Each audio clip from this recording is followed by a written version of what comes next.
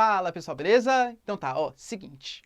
Na aula de hoje eu vou falar um pouquinho sobre os grupos terroristas, ou seja, os principais grupos terroristas que se atuam no mundo, o que é um terrorismo, né, o que é um atentado terrorista. E, obviamente, galera, como a gente vai falar de todos, ou pelo menos os principais grupos terroristas, ela não vai ser uma aula muito detalhada de cada um dos grupos, né? Eu quero mais fazer como se fosse uma espécie de tabela resumo para vocês localizarem qual é o grupo terrorista, aonde que ele atua e quais são os principais objetivos desse grupo terrorista. Porque, claro, né, todo grupo, não estou passando pano, claro que não, mas todo grupo terrorista, ele tem um objetivo final de fato, né? Ele quer, sei lá, destruir um estado, ele quer conseguir a sua independência, ele quer, enfim, algum objetivo ele tem, tá? Então, eu vou apresentar para vocês esses grupos, e aí, claro, os que forem mais importantes, né, tipo Hamas, Hezbollah e tal, eles vão ser falados aí nas nossas aulas recorrentes, tá bom? Então, isso aqui é como se fosse um resumaço para vocês, uma tabelinha resumo para vocês entenderem os principais grupos. Tamo junto, pessoal? Então, beleza, ó. Então, na nossa aula de hoje, a gente vai discutir os grupos terroristas da atualidade. A primeira coisa que a gente tem que entender é, tá, professor, beleza, um grupo terrorista, ok, mas o que é um grupo terrorista, hein? Por exemplo, a definição, né, mais própria de grupo terrorista é quando você tem uma mobilização de um grupo de pessoas que, para conseguir seus objetivos, prega terror a um povo ou a um estado. Então, por exemplo, eu vou começar aqui falando do atentado do 11 de setembro. Galera, com certeza foi um atentado terrorista, por quê? Porque o grupo chamado de Al-Qaeda, vamos falar um pouquinho mais sobre ela depois, né? Ela teve como principal objetivo desse atentado. Tanto que o atentado foi contra as Torres Gêmeas, que era o símbolo econômico, o Pentágono, que era o símbolo militar, e a Casa Branca, né, seria atacada também, que é o símbolo político, pregar terror a um Estado, pregar terror a um povo. Queria um objetivo, que era que os Estados Unidos não interferissem mais ali na região do Oriente Médio, e para isso pregou terror. Ou seja, ó, Estados Unidos, é bom você rever as suas políticas econômicas externas, porque se vocês continuarem geopoliticamente interferindo na região, mais atentados vão acontecer, mais explosões vão acontecer em lugares públicos, shoppings, praças, etc. E aí o que acontece? A população fica com medo de sair às ruas, e com medo de sair às ruas, teoricamente, né, os Estados Unidos voltaria atrás, pararia de interferir. Ou seja, colocando o medo numa população, o terror contra o Estado, contra um povo, contra um governante, você consegue os seus objetivos. Geralmente porque você não tem, galera, característica, poder bélico, né, ou intencionalidade naquele momento de fazer um confronto direto. Pô, você acha que a Al-Qaeda, ó, vamos fazer uma guerra contra os Estados Unidos, hein? Você daqui, eu dali. Qual que é a chance da Al-Qaeda? Zero. Agora, pregando terror a um povo, até conseguiu, previamente ali, né, conseguir os seus objetivos, tá bom? A grande questão que se coloca, então, é que esse conceito é um conceito bastante polêmico. Por quê, professor? Por exemplo, o que os Estados Unidos fez no Oriente Médio? Ele interferiu, por exemplo, no Iraque, causando uma guerra civil que vai dar origem ao Estado Islâmico. Causou uma guerra civil entre xiitas e sunitas, pregou terror, mobilizou um Estado ali, né? Pregou terror contra o Estado que era apoiado pelo Saddam Hussein. Isso é uma espécie de terrorismo? Ou então, por exemplo, o que os Estados Unidos fez, interferindo na Líbia, tirando Muammar Gaddafi e, de novo, causando uma guerra civil, com um monte de milícias, um governo ditatorial, uma ditadura militar, aquilo pode ser considerado também como um atentado terrorista? Ou então os Estados Unidos, por exemplo, interferindo no meio do Egito, tirando a Irmandade Muçulmana, considerando a Irmandade Muçulmana não era legal, colocando o general Al-Sisi, que é um ditador pior do que era o Mubarak e pior do que era a Irmandade Muçulmana, isso pode ser considerado atentado terrorista? Cara, convenhamos que sim, tá? Sim, você está pegando o terror a um Estado, a um povo, ou pelo menos parte daquele povo, para conseguir os seus objetivos. Entendi, o professor é contra os Estados Unidos. Galera, grandes impérios, né? A China, por exemplo, o que a China faz contra os tibetanos no Tibete, não pode ser considerado um terrorismo? Ou então contra os uigures, campos de concentração, ou campos de reeducação, né, como fala o Xi Jinping, eu não queria ser reeducado pelos chineses. Os campos de reeducação contra separatistas não pode ser considerado terrorismo? O que faz contra Hong Kong, contra Taiwan, galera, pode ser considerado, claro, como um terrorismo. O que a Rússia faz contra as províncias separatistas, na Chechênia, Ingushétia, Ossétia do Sul, todas essas províncias, no leste ucraniano, na Crimeia, galera, a invasão à Crimeia, não pode ser considerado uma forma de terrorismo também? Claro que pode. Então, preste bastante atenção, né? Geralmente a gente vai ter uma visão muito ocidentalizada do que é terrorismo. Vou dar um exemplo para vocês. O Iêmen está passando por uma guerra civil. Uma guerra civil de um lado com os sunitas, outro lado com os xiitas. O Trump saiu do acordo com o Irã porque alegava que o Irã armava grupos terroristas no Iêmen. O Irã armava os xiitas. Galera, convenhamos, era uma ditadura controlada pelo Abdullah Saleh, ele sai do poder, entra o Hadi. O Hadi continua sendo um sunita, um ditador, e começa a oprimir minorias separatistas. E aí?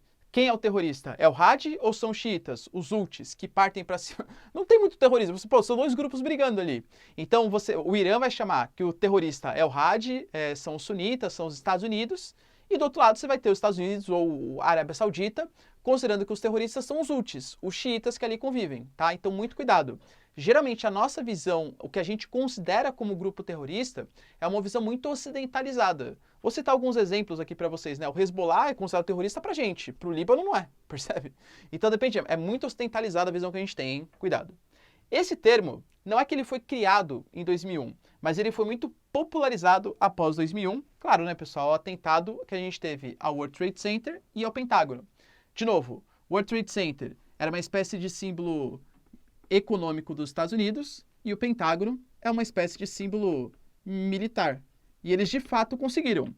Uma das causas da crise de 2008 nos Estados Unidos, que é uma das piores crises da história do capitalismo, foi o atentado às Torres Gêmeas, com toda certeza. Tá? Movimento especulativo, fuga de capitais, queda dos juros, enfim, tá? A gente tem aula aqui específica para falando sobre o assunto. O Pentágono, galera, pô, você fez um ataque ao Pentágono, foi a primeira vez na história que os Estados Unidos foi atacado dentro do seu próprio território, com tanta força, percebe? E aí olha que interessante, né? Pô, durante a Guerra Fria, alguém me atacou. Eu sei quem me atacou, é a Rússia, eu vou lá e ataco os caras. Agora quem me atacou é um grupo chamado de Al-Qaeda, que é liderado pelo Osama Bin Laden, que inclusive os Estados Unidos têm relações fortes no passado, já falar sobre isso, tá? Beleza, aonde que tá essa Al-Qaeda? Nem sei. Tem Al-Qaeda na África, tem Al-Qaeda na Ásia, tem Al-Qaeda na Europa, células na Europa. Então, aí que começa a popularizar o terrorismo, porque os Estados Unidos, a população começa a ficar com medo de sair às ruas, começa a ficar com medo de viajar, né, foi no avião, e os Estados Unidos sabem muito bem o que fazer. Nisso, o Bush, que era o presidente à época, ele promove a chamada guerra ao terror. Ou seja, basicamente ele vai dividir o mundo em eixo do bem e em eixo do mal, e os países que são considerados do eixo do mal, eles podem ser invadidos a qualquer momento. Isso é considerado a doutrina Bush. A gente sabe, né, já teve aulas aqui sobre o assunto, que os Estados Unidos, em 2001, invade o Afeganistão e tira, ou pelo menos tira, né, entre aspas, tentou tirar o Talibã do poder, na prática criou uma guerra civil no país, você tem o governo afegão, você tem o Talibã e as tropas americanas, o Biden, que promete tirar as tropas, né, até setembro aí, em setembro de 2021, não conseguiu acabar com o Talibã, que era o grande objetivo. Os Estados Unidos, em 2003, invadem o Iraque e tira o Saddam Hussein, né? E anos depois. Nisso vai criar uma guerra civil no país e dos sunitas mais oprimidos vai surgir um grupo que é o Estado Islâmico. Tá? É terrorismo isso? Claramente é, né? Tá? Hoje, pessoal, o grande combatente que a gente fala do terrorismo no mundo, ou pelo menos o que o mundo ocidental considera como terrorismo, é a OTAN. Professor, quem que é a OTAN mesmo? Organização Tratado do Atlântico Norte. Para quem não sabe, a OTAN é uma organização militar que vai surgir durante o período da Guerra Fria, tá? Lembrando que na Guerra Fria toda ação tinha uma espécie de reação, né?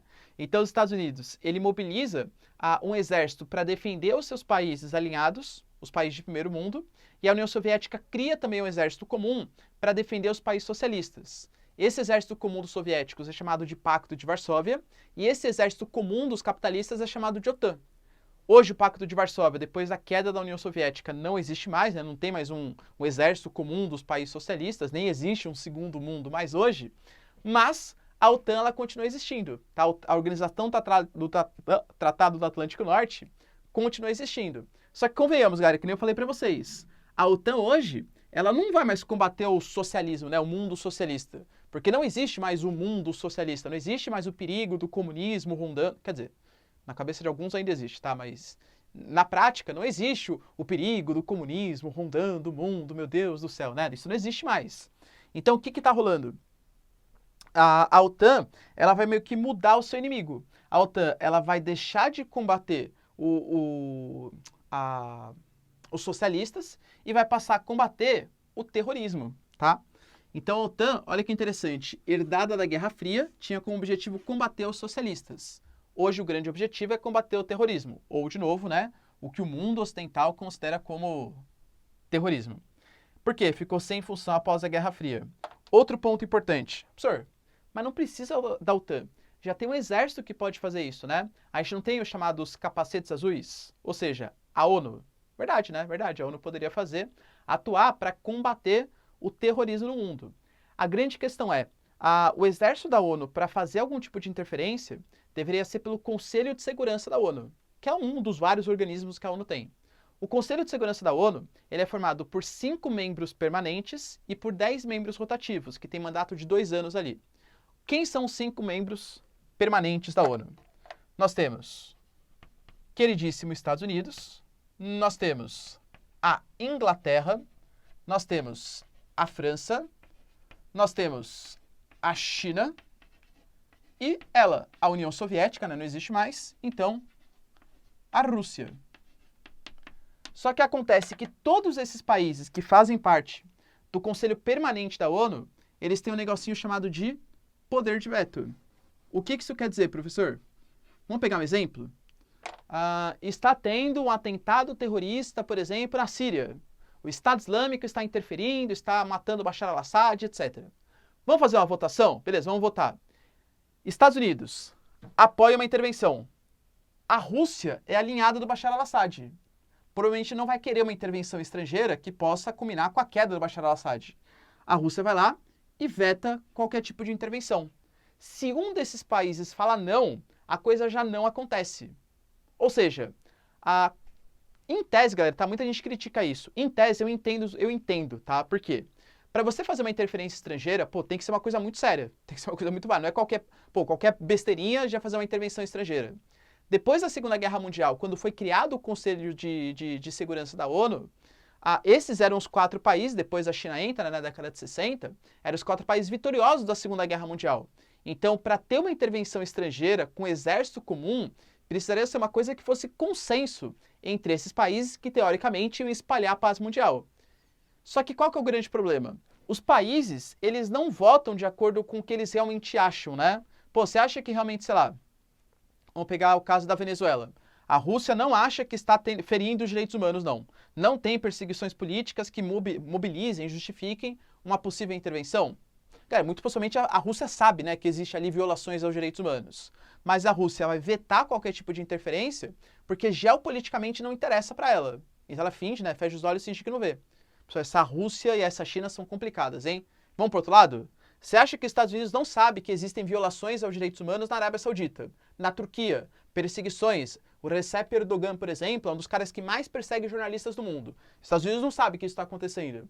Mas por que os Estados Unidos não vota favorável a uma intervenção? Porque a Turquia é uma grande aliada dos Estados Unidos. Cada vez sendo menos, né? Mas é uma grande aliada histórica dos Estados Unidos. Ou seja, os Estados Unidos não votam de acordo com o que ele realmente acha. Ele vota de acordo com os seus interesses. Assim como China e Rússia também o fazem, né? Então, hoje, galera, basicamente, tudo que os Estados Unidos, a Inglaterra, a França querem, a China e a Rússia veta. E vale o contrário, né? Tudo que Rússia e China querem, França, Inglaterra e Estados Unidos vetam. Ou seja, a ONU, ela nunca faz nada, nem para combater esse terrorismo, tá? Nem para supostamente combater o terrorismo.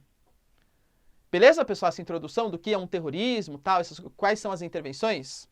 Então, eu vou fazer uma tabelinha aqui, tabelinha especial para vocês, saberem quais são os principais grupos, belezinha?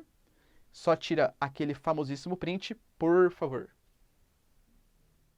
Bom, galera, ó, aqui está a tabelinha para vocês, ó, de quais são os principais grupos, tá? A localização, onde que eles atuam e quais são os principais objetivos. Vou comentar aí um pouquinho, né, de cada um deles, tal, para vocês conseguirem pegar as noções, os principais grupos, tal, que atuam nessas áreas, tá bom? Vamos lá, galera. Primeiro, a gente já tinha comentado um pouquinho, que é a famosíssima, a pessoa famosa para você, Al-Qaeda. Al-Qaeda que tinha, né, como principal líder, essa figura polêmica, que é do Osama Bin Laden. Osama Bin Laden, que para quem não sabe, era um saudita, um engenheiro saudita. Aliás, sabia, galera, que grandes líderes terroristas, em geral, são engenheiros? Eu falo que essa galera de exatas é perigosa, tá? Eu falo, aviso. Brincadeira. Mas que ele de fato era engenheiro é verdade, tá? Vinha de uma família elitizada, da Arábia Saudita, tal, bem importante, né? Tanto a Al-Qaeda como o próximo, vou falar para vocês, eles têm origem bastante similar mesmo, tá? Qual que é a ideia, pessoal? Eles foram forjados durante a Guerra Fria. Na verdade, já existiam antes, né? Mas foram alçados a grupos importantes durante a Guerra Fria. Por quê? Durante a Guerra Fria, obviamente a gente tinha aquela disputa muito grande entre socialismo e capitalismo. E fato é que tanto a União Soviética queria expandir o seu socialismo, quanto os Estados Unidos queriam expandir o seu capitalismo também, né? Para provar que era o melhor sistema econômico, Jogos Olímpicos, bipolaridade, todo aquele papo aí que a gente já viu na aula de Guerra Fria, tá bom? Só que qual que é a questão importante? Paquistão, Afeganistão e praticamente toda a Ásia Central, ou Ásia Meridional, né, um pouco mais para o sul da Ásia, obviamente, até pela proximidade geográfica da antiga União Soviética, tinha muito mais chance de se converter ao socialismo do que se converter ao capitalismo. Galera, convenhamos, né? Coisa básica aí, até pela proximidade e tal. Então, o que os Estados Unidos fez? Ele financiou, ele treinou, ele deu armas, equipamentos, dinheiro para que milícias locais se mobilizassem e combatessem o avanço do socialismo soviético. Algumas dessas milícias são Al-Qaeda e Talibã.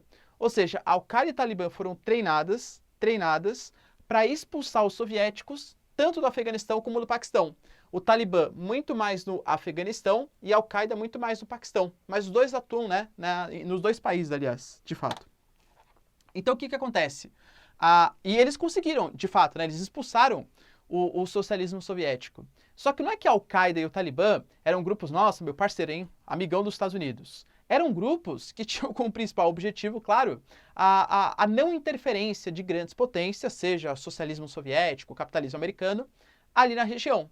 Quando a Al-Qaeda e o Talibã percebem que os Estados Unidos não era bonzinho, não era, nossa, ó, tô querendo ajudar vocês para ter mais soberania, e se ele queria formar uma aliança, uma estratégia e interferir naquelas regiões, tanto o Talibã quanto a Al-Qaeda passam a se tornar contra os interesses americanos. Ou seja, o grande objetivo deles não era acabar com o socialismo, e sim garantir uma soberania regional. Uma soberania regional, tá? Hoje, o Talibã, a Al-Qaeda também, tá? Mas muito menos, que o Talibã hoje, ele controla um território, né? A Al-Qaeda não muito. A Al-Qaeda é um grupo que ela influencia em várias regiões. Então eu diria para vocês que a Al-Qaeda é um grupo internacionalista, mas que não tem um território fixo, você não tem uma parte do país muito grande que é controlada pela Al-Qaeda, mas ela está em vários continentes, né, espalhados pelo mundo. Já o Talibã não. O Talibã ele detém parte do Afeganistão. E aí, o grande objetivo, um dos, né, do Talibã, é justamente a instalação da Sharia. Essa Sharia que vocês vão ver, galera, vários grupos também têm esse objetivo. O que é isso? É fazer um país que seja baseado nas leis islâmicas. Ou seja, a constituição do país, as regras do país, elas vão seguir o Alcorão. E claro, né, a interpretação mais reacionária possível do Alcorão. Porque o Alcorão é um livro que ele foi escrito, galera, no século 7 depois de Cristo, né, 622 para frente aí e tal. Fato, galera, que, convenhamos, é um livro com uma linguagem muito antiga, é um livro que ele é todo escrito em versos, em poemas, na forma de poesia, e aí você tem uma série de interpretações diferentes para fazer o Alcorão. Você pode interpretar de um jeito ou de outro. O caso mais clássico, né, que é a tal da jihad. Jihad significa, na interpretação literal, guerra santa. Você pode interpretar isso como querer explodir o cara, que grande parte das pessoas fazem, aliás, minoria das pessoas, dos muçulmanos fazem, claro. Ou você pode interpretar uma guerra santa de você espalhar a religião muçulmana para os outros, que é a chamada Sharia maior, e a Sharia menor, que é de você, aliás, e a Jihad menor, que é de você seguir os preceitos do islamismo, né? Você combater para seguir os preceitos, orar 5 vezes ao dia, em direção à Meca, fazer doações. O islamismo é uma religião tão boa quanto todas as outras, tá? Galera, de verdade, existem pessoas idiotas e radicais. Existem pessoas idiotas e radicais que praticam religiões. Mas não é que a religião é idiota e radical. E sim, as pessoas são idiotas e radicais e dizem que a religião é idiota e radical. O que não é verdade, tá? O islamismo é a segunda religião mais praticada no mundo e é uma religião tão boa quanto as outras, tá? Que prega igualdade, que prega doação. É bem interessante mesmo. Mas alguns grupos querem implantar essa Sharia, né? Ou seja, essas leis muçulmanas. E o Talibã é um deles. O Talibã, galera, recentemente ficou mais famosinho, tanto por conta da interferência no Afeganistão, como eu falei para vocês, o Biden anunciando que vai retirar as tropas do Afeganistão depois de muito tempo, não conseguiu acabar com o Talibã se escondeu nas montanhas, é muito difícil, eles não conhecem aquela parte, né, aquele território, como bem conhece os Talibã, a galera do Talibã mesmo, né? E, praticamente agora, com a saída do exército americano, muito possivelmente, vai se intensificar os processos, vão se intensificar os conflitos do Talibã e com o governo do Afeganistão. O Talibã também ficou conhecido porque ele expulsou a Malala, né? A Malala foi atingida por um atentado do Talibã na região, tá bom? A Malala, que queria estudar, uma garota que queria estudar, e setores ali do Talibã consideram que a mulher não tem o direito de estudar, né? De novo, o Alcorão, galera, depende da interpretação que você faz, você pode tirar disso, tá? Mesma coisa a Bíblia. A Bíblia, depende da interpretação que você faz, você pode tirar os mais absurdos possíveis, assim como a Torá, assim como qualquer livro sagrado, beleza? Então, Al-Qaeda e Talibã, fechamos, né? Agora a gente vai entrar para uma região que tem vários grupos terroristas. Acho que eu encostei minhas costas aqui, ó. Vocês vão ver o Goku escrito Irlanda do Norte, tá? Hezbollah, Hamas, Al-Fatah e a Jihad Islâmica. Esses 4 grupos, eles interferem muito na questão palestina, tá? Vamos lá. E a questão palestina a gente sabe que são duas etnias, né, 2 religiões brigando. Os árabes palestinos muçulmanos e os judeus, que são hebreus, que formam o Estado de Israel, tá? Nessa briga, galera, o Hezbollah, ele é um grupo que hoje é polêmico também, tá? Porque o Hezbollah, de fato, hoje, ele é um partido político. E, aliás, é um partido político muito bem avaliado no Líbano, principalmente no sul do Líbano. É um partido político considerado de esquerda, que para quem gosta, né, dessa vertente política, prega igualdade social, distribuição de renda, um nacionalismo bastante grande, então agrada grande parte do eleitorado libanês, tá? E hoje é um dos maiores partidos políticos do Líbano. E aí, é a mesma coisa que eu falei, né? Uma das bandeiras do Hezbollah é a destruição do Estado de Israel. Se você perguntar para alguém do Líbano que odeia Israel, o Hezbollah não é um grupo terrorista. Pô, como assim? Os caras me ajudam, igualdade social, pá, beleza. Agora, se você perguntar para um cara de Israel, eu vou falar, pô, o cara quer me destruir, então ele é um grupo terrorista. Então o terrorismo depende de quem está falando, tá? Esteja bem claro isso. Como que vai surgir o Hezbollah? Israel, em 1980, fez uma operação chamada de Operação Paz na Galileia. Israel vai lá, tenta invadir o sul do Líbano, e aí forma o Líbano, o Estado do Líbano está praticamente derrotado já. Mas tem uma milícia muçulmana que se forma ali, consegue combater e resistir aos avanços do Estado de Israel. E galera, convenhamos que Israel, à época, estava detonando todo mundo. Já tinha tido a Guerra da Formação de Israel, a Guerra dos 6 Dias, a Guerra do Yom Kippur, e todas elas com vitória de Israel. Então essa milícia muçulmana que consegue resistir ao avanço de Israel se torna muito forte, muito popular no Líbano, visto que nem o Estado libanês tinha conseguido resistir, tinha dado muita força para resistir a essa operação Paz na Galileia, essa invasão de Israel no sul do Líbano. Então o Hezbollah ele se populariza, ele fica cada vez mais forte e se torna de novo, como eu falei para vocês, um partido político. Só que ele ainda tem como uma das bandeiras a destruição do Estado de Israel. E lembrando que o Líbano ele faz fronteira com Israel, né? O Líbano está no norte do Estado de Israel. Beleza? Outros grupos importantes aqui, ó. Hamas e o Al-Fatah. Os dois têm a mesma origem, tá? O Al-Fatah, ele foi liderado no passado por uma figura super importante chamado de Yasser Arafat. Não sei se você é um pouco mais velhinho, né? Velhinho assim, tipo eu, assim, né? Que já passou dos 30, começa a dar uma dor nas costas, umas juntas meio estranhas e tal, beleza? Eu lembro, galera, quando era criança do Yasser Arafat, né? Falava muito sobre ele e tal. Só que Yasser Arafat, ele era um e ele virou outro depois, assim como o Fatah. O Fatah, inicialmente, era um grupo que pregava o ódio, a destruição ao Estado de Israel. Foi passando o tempo, o Fatah percebeu, inclusive o Yasser Arafat, que não seria possível a eliminação do Estado de Israel, porque Israel é muito mais forte e tem grande apoio do mundo ocidental. Então o Fatah, ele foi eliminando essa vertente mais radical e foi se tornando um grupo que pregava apenas a formação do Estado da Palestina. E essa formação do Estado da Palestina pode ser por meio de acordo com Israel, tá? Isso é um ponto bem importante. Não vou falar que o Fatah adora Israel, né? Nossa, como eles amam Israel. Claro que não, tá? Mas o Fatah, ele tem como principal objetivo a formação da Palestina. Pode ser através de um acordo, sei lá, uma divisão da Palestina, Israel fica com uma parte, a Palestina fica com os muçulmanos, né, os árabes ficam com o outro. Então, pode ser através de um acordo. Então, hoje, eu coloquei o Fatah só por desencargo de consciência mesmo, tá? Porque muita gente, inclusive o mundo ocidental, nem considera mais o Fatah como um grupo terrorista. Só que em 1987, o Hamas vai ser a vertente mais radical do Fatah. Assim, tá vendo? Ó, o Fatah está se entregando, está querendo fazer um acordo com Israel. Nós não. O Hamas, que surge a partir de uma intifada, uma revolta muçulmana, né, contra os israelenses, vai ser esse braço radical do Fatah. Os que não concordavam com a formação de uma parceria com Israel, e sim a eliminação de Israel, tá?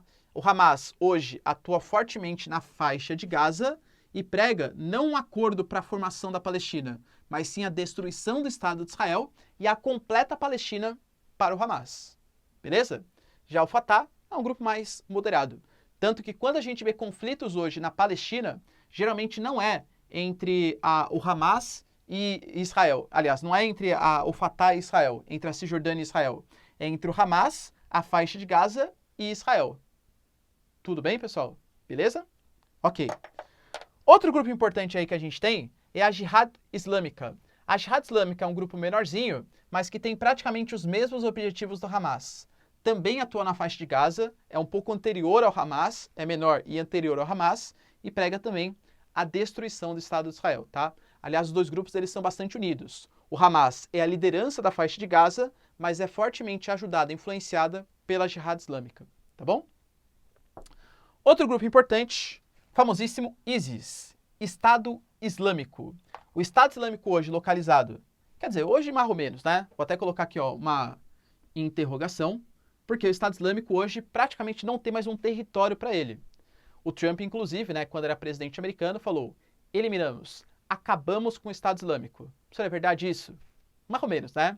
Porque o Estado Islâmico não é só um território. O Estado Islâmico ele é quase uma ideia, né? Uma ideia de formação de um Estado, de um califado, que a gente vai falar um pouquinho mais sobre esse assunto, tá bom? Mas, inicialmente, né, quando o Estado Islâmico ele começou, ele foi criado no Iraque e ele se expandiu, aproveitando-se da guerra civil da Síria, até a Síria, país vizinho. E chegou a dominar um território bastante significativo ali na região, tá? Qual que é o grande objetivo do Estado Islâmico? É a formação de um califado. O que seria um califado? É também um Estado, galera, teocrático. Ou seja, o líder é o califa, que teoricamente é descendente dos seguidores mais próximos do profeta, Mohammed, Maomé, tá?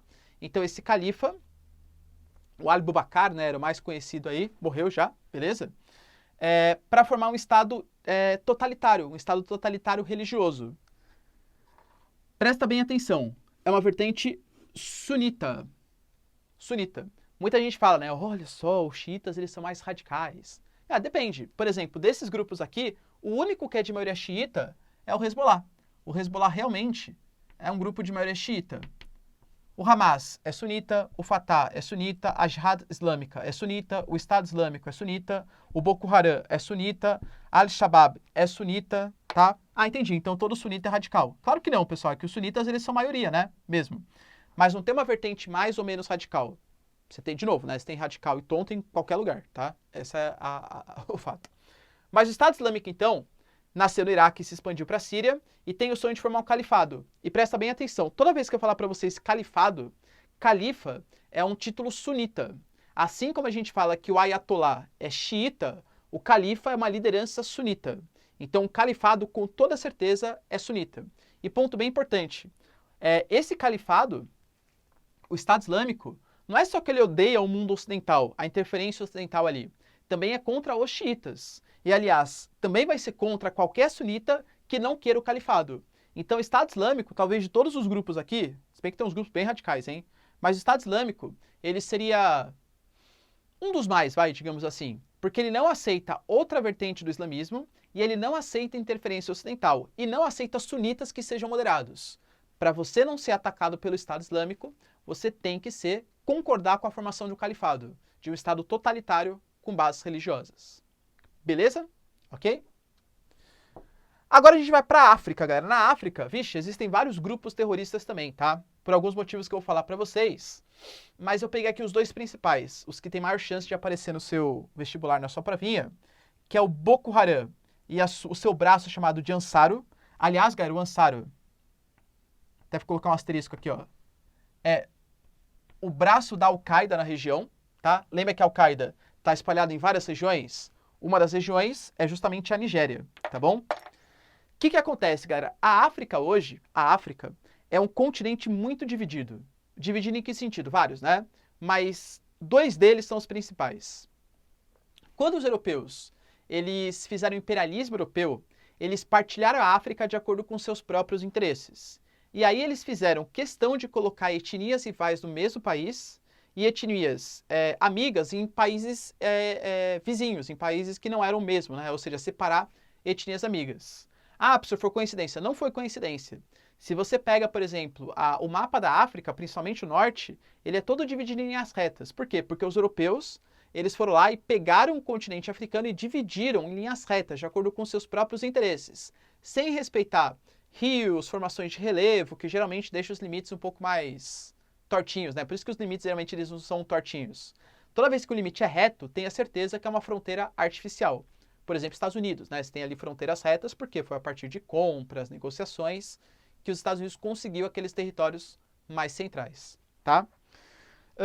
Então, o que acontece? Por conta dessa herança do imperialismo europeu, a gente tem várias etnias rivais no mesmo território. E os europeus eles faziam questão de incentivar esses conflitos. Vamos pegar um país qualquer. Aí tinha, sei lá, 5 etnias rivais. Os europeus davam dinheiro e armas para uma etnia para ela dominar as demais. E fazia questão que elas ficassem se rivalizando. Por quê, galera? Dividir para conquistar. Quanto mais eu mobilizo brigas internas ali na África, mais fraco esses países ficam, então eu consigo fazer uma dominação mais fácil, mais efetiva.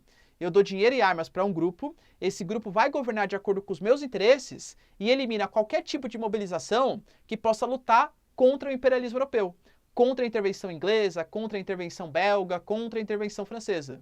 Galera, triste, né? Mas foi uma tática utilizada pelos europeus no final do século XIX.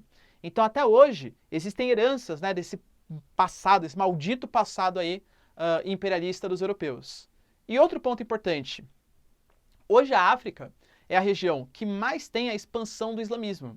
Se a gente pegar, galera, o continente africano, o norte da África é de maioria muçulmana, maioria árabe muçulmana, e o sul da África é de maioria uma África negra, que a gente fala, né, os clãs, as tribos tal, que tem grande parte de influência cristã, ou religiões locais, animistas, fetichistas tal. E daí, professor? E daí que a religião muçulmana, cada vez mais hoje, ela se expande em direção ao sul. Então, existem alguns países que estão bem no limite, que o norte é o norte muçulmano, árabe, e o sul é um sul negro, cristão, né? Aquelas clãs, etnias negras cristãs.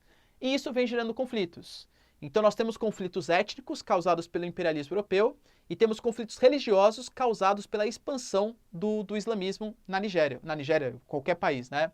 O Sudão se separou por conta disso, a Etiópia tem conflitos por conta disso, a Somália, todos esses países que estão no sul do Saara ou na região do Sahel têm grandes mobilizações, grandes brigas religiosas e étnicas, tá bom? Então o que vai rolar, galera? O Boko Haram e o Ansaru, eles são dois grupos muçulmanos que atuam no norte da Nigéria. E o grande objetivo deles, de novo, né, Sharia, a instalação de leis muçulmanas que controlem a Nigéria como um todo. Não são todos os muçulmanos do norte da Nigéria que querem isso. Alguns são de boa, né? Pô, beleza, seja cristão, tanto faz, não tem nenhum problema. Só que parte deles, né, não quer celebrações cristãs, que tenha cristianismo no país e que, aliás, que a Nigéria inteira seja regida por leis muçulmanas. Isso é um ponto importante, tá? Existe cristofobia? Existe, e muito, tá? Na África e no Oriente Médio, vários países perseguem os cristãos, somente por serem cristãos. Da mesma maneira que existe islamofobia na Europa, na América tal, existe sim cristofobia. A gente sabe, né, que existem alguns políticos que têm cristofobia no Brasil. Aí forçou a barra também, né? Ninguém é atacado porque está com um crucifixo no peito. Já se você está fazendo um trabalho, alguma coisa na rua, é bem capaz, né, de ser atacado, ou colocar fogo em terreiro e tal. Então, mas cristofobia no Brasil não existe. Mas no Oriente Médio e na África, de fato, existe. Beleza? E um dos exemplos é justamente o Boko Haram. Várias cenas tristes, hein? O Boko Haram, quando tem uma celebração de missas católicas, por exemplo, ou missas cristãs, né, celebrações cristãs, eles fecham a igreja e tacam fogo na igreja para todo mundo que está lá dentro pegar fogo. Isso de fato acontece. E de uma das cenas mais trágicas de todas, triste falar isso, mas de fato é verdade, tá? O que o Boko Haram fez? Ele foi lá, sequestrou uma série de garotas cristãs, estudantes, estuprou essas garotas, até essas garotas engravidarem ou morrerem, tá? E as garotas que engravidaram, elas voltaram para suas vilas no sul da Nigéria, para suas vilas cristãs no sul da Nigéria, como se estivesse carregando uma espécie de mensagem, ou seja, se converta ao islamismo porque você tem um bebê muçulmano no seu ventre.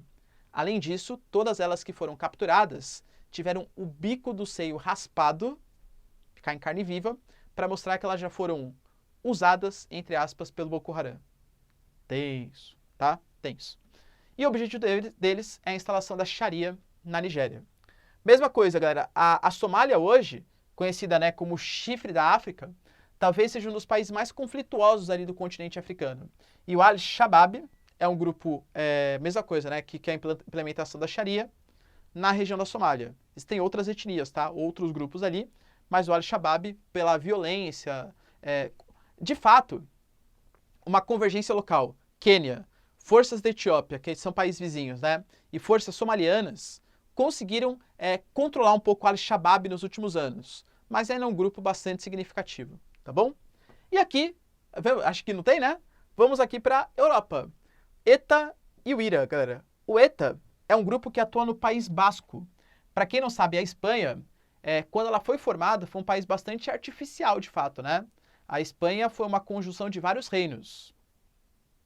Andorra, Navarra, Andaluzia, País Basco, Catalunha e tal.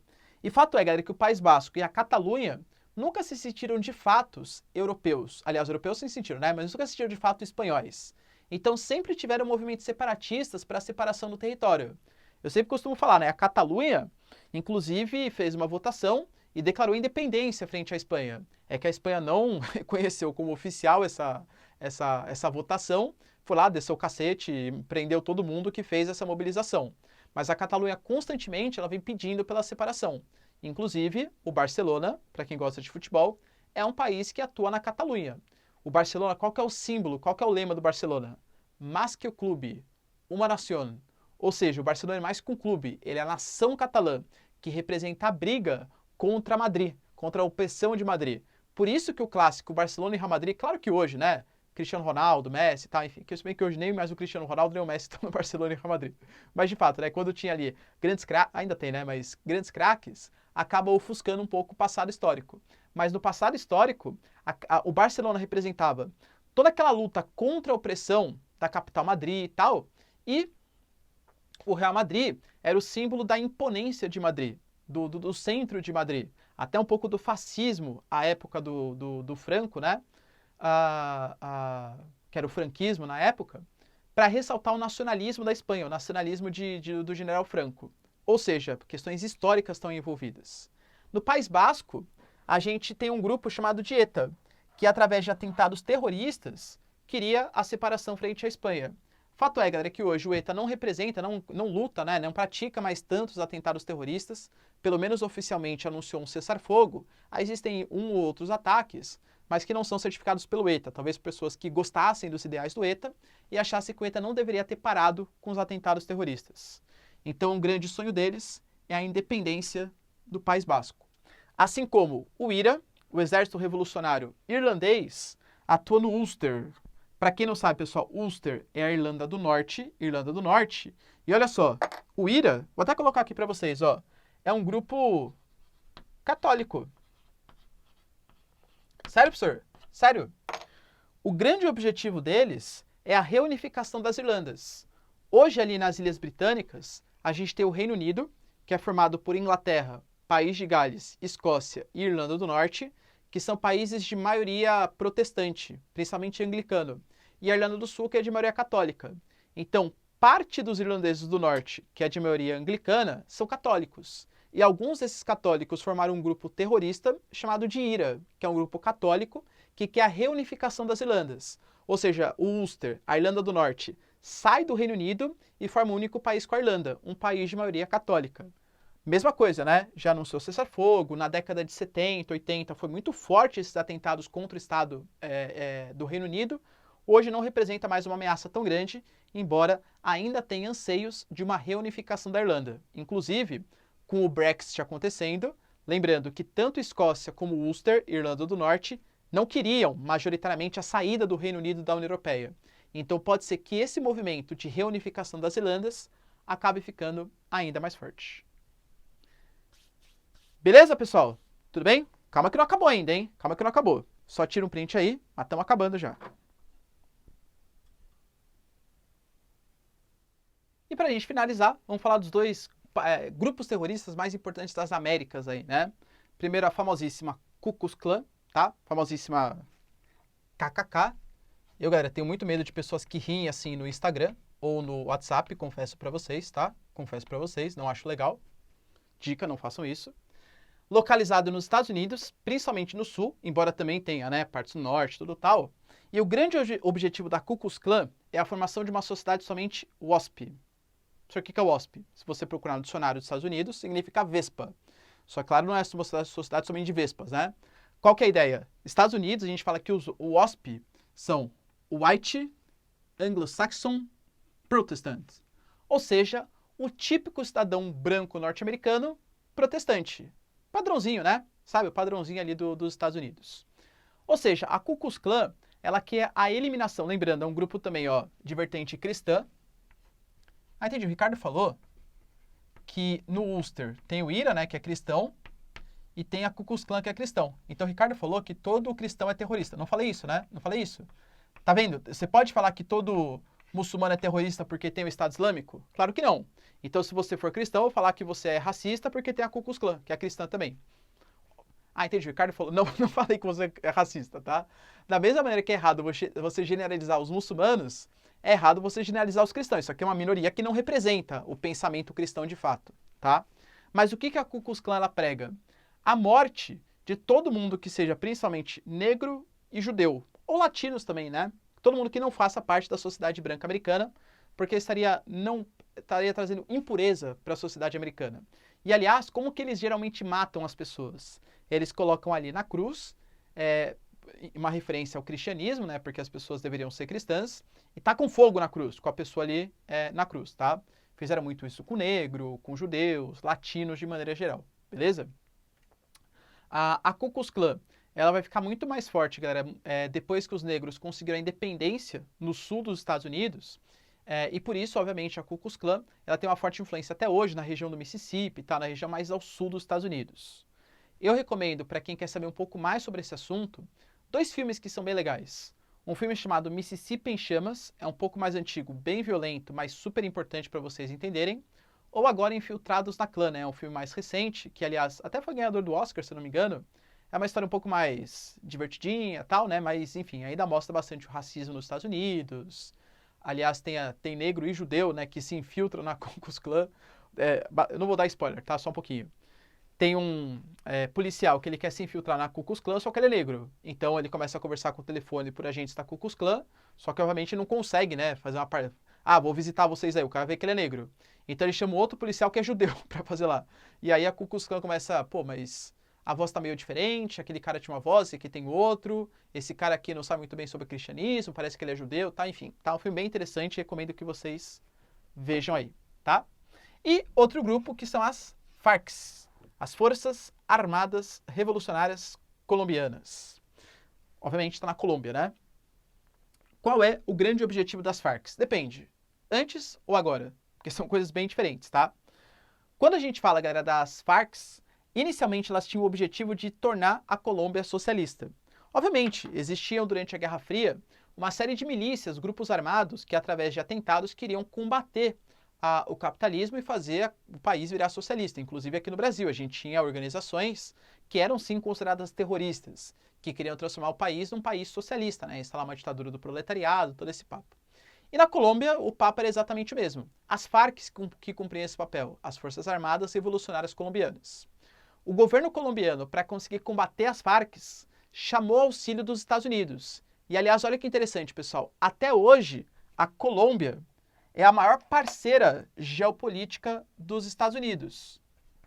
A Colômbia hoje tem várias bases militares dos Estados Unidos que os Estados Unidos falam assim, ô Colômbia, chá comigo que eu ajudo vocês a combater essas Farcs aí, ó. Aí os Estados Unidos colocou bases militares aéreas, terrestres, navais, fez tudo ali, né? E até hoje a Colômbia é considerada uma principal aliada. Por exemplo, se a gente tivesse uma intervenção na Venezuela, com certeza viria por meio das bases militares colombianas. Lembrando que a Colômbia é vizinha da Venezuela. Inclusive já tivemos grandes problemas ali, tá? Por quê, galera? Porque num passado recente, a Colômbia atacou um pedaço do território venezuelano, alegando que a Venezuela dava apoio para as Farc. Só que você não pode invadir o outro país ali, né? Primeiro que seja um país vizinho, mas tem um grupo terrorista, tal, que a Colômbia considera terrorista, atuando. Então foi considerada uma invasão de soberania. A Venezuela quase respondeu, só não respondeu. De novo, né? Você lutar com a Colômbia é você estar lutando também com os Estados Unidos. Perigo, galera. Dizem que é perigoso, tá? Combater o maior exército do mundo. Então as bases militares americanas bastante fortes na Colômbia. Quando as Farc, o exército americano e o Estado colombiano conseguiu combater as Farc, inclusive, né, os narcotraficantes, os cartéis de droga que também atuam na Colômbia, conseguiram combater as Farc. E as Farc, elas acabaram fugindo para a floresta, E na floresta eles perceberam, galera, para conseguir sobreviver, precisaram começar a participar do tráfico de drogas, tráfico de armas, tráfico de animais, tráfico de pessoas. E começaram a perceber que essa coisa de ficar lutando, né, pelo socialismo, zoado, né? Dá muito mais dinheiro, dá muito mais importância, muito mais poder você traficar drogas, traficar pessoas, traficar armas. Então, pouco a pouco, as Farc, elas foram abandonando esse caráter socialista que tinham e foram se tornando somente um grupo terrorista. Recentemente, tá? As Farc, ela fez um acordo com o governo colombiano. Qual que era o acordo, professor? A Colômbia daria anistia para os líderes das Farc, ou seja, perdão para os líderes das Farc, e as Farc cederiam todo o território que eles tinham controle para o governo colombiano. E aí, as Farc participariam do processo eleitoral. Então, voltariam a ter esse caráter de um partido de esquerda tal, e tentariam nomear prefeitos, governadores, etc., na Colômbia, tá? O acordo foi feito inicialmente, deram anistia. As Farc, inclusive, participaram de um processo político, não conseguiram eleger, tá, pessoas, porque, enfim, acho que a população colombiana não tinha muito bom grado, né, das Farc, por tudo que a Farc representou no passado. A gente tem que imaginar, galera, que a Colômbia tem vários estados paralelos, que nem, aqui no Brasil, você pega as favelas no Rio de Janeiro, São Paulo, pô, quem comanda ali é o tráfico, são as milícias. Imagina que a Colômbia, você tem uma série de tráficos e milícias representado nos cartéis e representado nas Farc. Então, por mais que as Farc tivessem feito esse acordo com o Estado, a fama deles era muito ruim. Foi passando o tempo, o Estado foi descumprindo o acordo que tinha feito com as Farc, e as Farc voltou, falou, você não está respeitando a anistia, está prendendo alguns líderes, eu vou lá e eu vou voltar a ser esse grupo terrorista. Então as Farc hoje voltou, né, a atuar como um grupo mais terrorista, que prega terror ao Estado, participa de tráfico de armas, drogas, etc. Ou seja, coisas não muito agradáveis, digamos assim. Beleza, pessoal? Dúvidas aí nesses grupos? Tamo junto? Claro que eu poderia falar mais, hein? Existem mais, mas a aula não pode ter 5 horas aqui para vocês, tá bom? Então esses aqui são os principais, o que tem mais chance de aparecer na sua provinha. Tamo junto? Pessoal, tira aquele famosíssimo print.